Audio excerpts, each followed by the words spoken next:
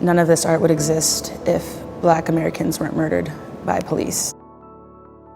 People took to the boards to talk about police accountability. They took to the boards to honor George Floyd's memory.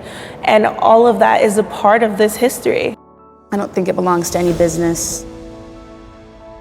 The art belongs to the Black community.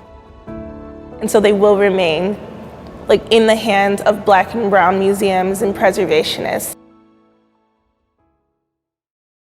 I heard of boards coming down off of businesses, and immediately I just was like, these need to be saved. I didn't want to see them disappear. When I first started out, I named my project Memorialize the Movement, and when Kenda started out, she named her project Save the Boards. And then through a Star Tribune article that came out, I think in the beginning or middle of July, we were both interviewed by the same reporter. And when we connected, I remember that first phone conversation, that was the first time I felt like I have someone that's doing it with me. This isn't just something that's in my head that I'm thinking I can pull off. This is something that's now, it's a real thing. And so when we found each other and decided to collaborate and work together, we just meshed the names into Save the Boards to Memorialize the Movement. For the most part, a lot of the businesses that we've reached out to have been super receptive. If it's not because they support the movement, it's because they just wanted somebody to take the boards off their hands so they didn't have to deal with it. Come around here. These are nice big doors. Which wall do you want to put them on? Put them on this since it's actually yeah. concrete.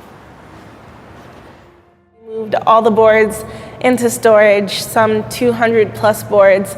I don't think Kenda and I realized how many boards we had collected between the two of us, and it was kind of staggering. I don't know number-wise how we compare with other places exactly, but there are a lot of other associations that do have chunks of boards in their storage spaces.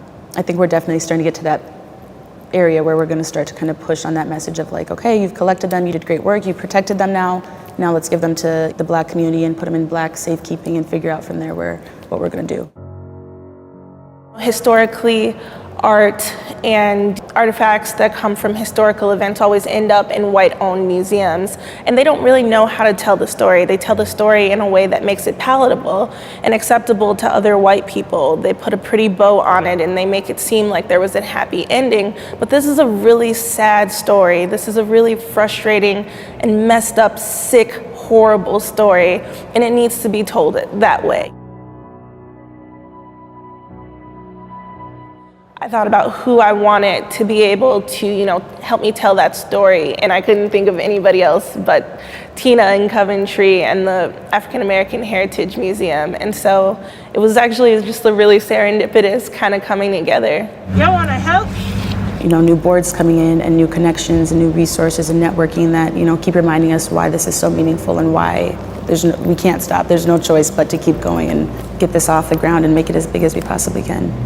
It's really important that I think we continue to preserve art because it talks about who we are, right? It speaks to the human condition.